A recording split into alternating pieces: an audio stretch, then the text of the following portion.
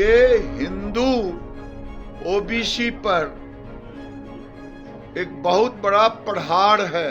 उनके अधिकार को छीना जा रहा है कर्नाटक की सरकार में। पूरी कांग्रेस पार्टी और लालू यादव कम्युनिस्ट पार्टी की जुबान बंद है। केंद्रीय मंत्री गिरिराज सिंह ने कहा कि सुप्रीम कोर्ट द्वारा कांग्रेस को लताड़ा है कि धर्म के आधार पर आरक्षण नहीं हो सकता, मगर कांग्रेस ने रातों रात फतवा सर्कुलर निकालकर मुसलमान को ओबीसी बना दिया और आरक्षण में जाकर डाल दिया। उन्होंने कहा कि कर्नाटक की सरकार ने पिछड़ों का वोट छीनने के लिए, उनके अधिकार छीनने के लिए सारे मुसलमानों को पिछड़ा घोषित कर दिया। ये हिंदू ओबीसी पर बहुत बड़ा प्रहार है। आरक्षण दे दिया, सारे मुसलमानों को ओबीसी में डाल दिया। सुप्रीम कोर्ट ने कई बार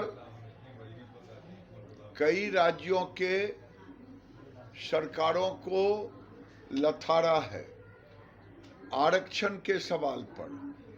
फिर दोबारा कर्नाटक की सरकार, लेकिन जिस ढंग से कर्नाटक की सरकार ने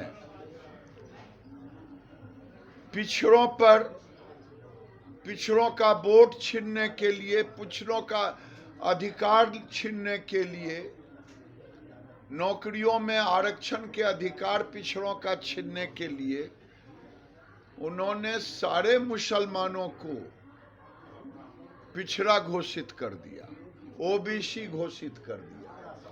ये हिंदू ओबीसी पर एक बहुत बड़ा प्रहार है। उनके अधिकार को छीना जा रहा है कर्नाटक की सरकार में। और पूरी कांग्रेस पार्टी और लालू यादव कम्युनिस्ट पार्टी की जुबान बंद है। बताए तब तो हमारा अधिकार भी जाएगा, हमारे पिछड़ों के नौजवानों की नौकरी छीनी जाएगी।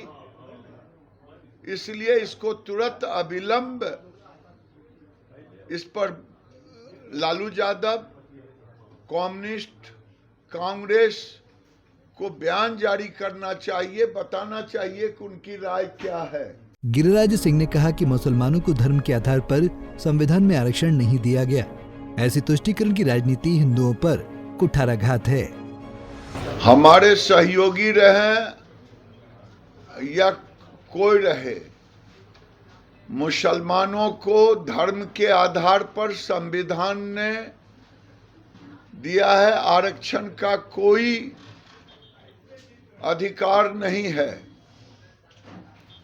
इसलिए ये सरासर इस भारत में एक बार टुकड़ा हुआ, दूसरे बार भी जो ऐसी तुष्टीकरण की राजनीति कर रहे हैं वो हिंदुओं पर कुठाराघात है, भारत के संप्रभुता पर कुठाराघात है। वो तोड़ना चाहते हैं देश को।